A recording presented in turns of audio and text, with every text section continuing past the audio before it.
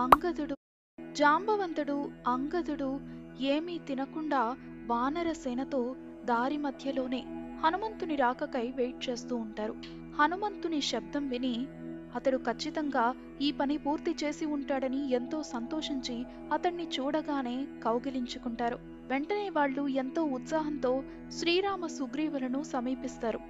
హనుమంతుడు ఎంతో కరుణా హృదయంతో సీతామాత యొక్క దయనీయ స్థితిని వివరిస్తాడు.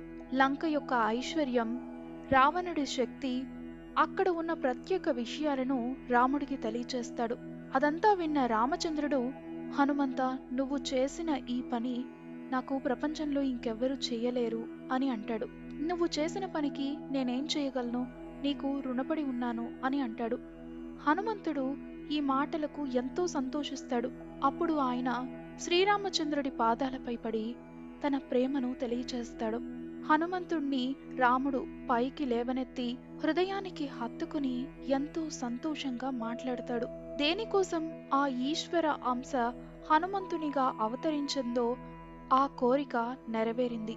ఇప్పుడు వీరి కర్తవ్యం ఒకటే, మధ్యలో దారికి అడ్డుగా ఉన్న సముద్రంపై వారధిని ఏర్పాటు చేయాలి. వానరసేన మొత్తం కలిసి వారధిని ఏర్పాటు చేస్తున్నారు. అప్పుడు హనుమంతుడు కూడా పర్వతాలన్నీ ఎత్తుకొచ్చి సేతు నిర్మాణానికి సహకరిస్తున్నాడు. ఇంద్రప్రస్థం నుండి కొంచెం దూరం ముందుకు సేతు నిర్మాణం జరిగింది. 7 రోజుల్లో చకచక సేతు నిర్మాణం పూర్తి చేస్తారు వానరసేన.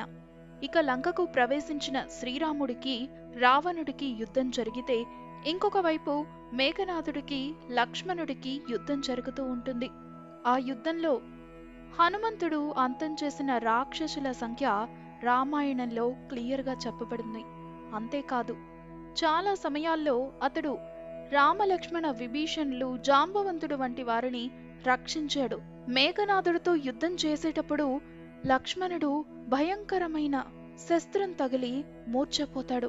మేఘనాథుడు తన సైన్యంతో వచ్చి లక్ష్మణుణ్ణి తీసుకుని వెళ్లే ప్రయత్నం చేస్తాడు. కానీ భూమి మీద నుంచి కొంచెం కూడా కదపలేకపోతాడు. అప్పుడు హనుమంతుడు లక్ష్మణుణ్ణి సునాయాసంగా లేవనెత్తుకుని రాముడి దగ్గరకు తీసుకువెళ్తాడు. మూర్ఛ స్థితిలో ఉన్న సోదరుడిని చూసి రాముడు కన్నీరు మున్నీరవుతాడు.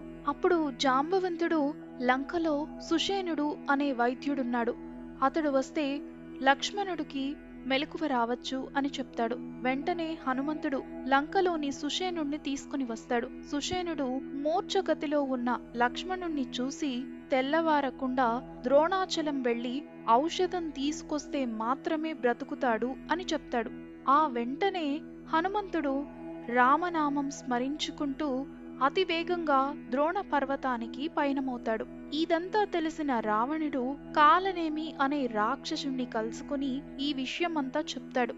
హనుమంతుడు ఆ రాత్రికి మార్గ మధ్యమే ఉంటున్నట్లు తెలుసుకుంటాడు.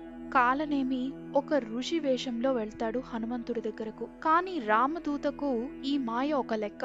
దైవ కార్యంలో ఉన్న హనుమంతుడుకు నిజం తెలిసిపోతుంది. వెంటనే కపట రూపంలో ఉన్న కాలనేమిని యముడి దగ్గరకు చేర్చుతాడు. హనుమంతుడు ద్రోణాద్రికి చేరుతాడు. అది రాత్రి సమయం అవడం వల్ల అక్కడ ఉన్న ఔషధాలను గుర్తించలేకపోతాడు. కాబట్టి ఇక టైం వేస్ట్ చేయకుండా ఆ పర్వతాన్ని మొత్తం పెకిలించి వెంటనే లంకకు చేరుకుంటాడు.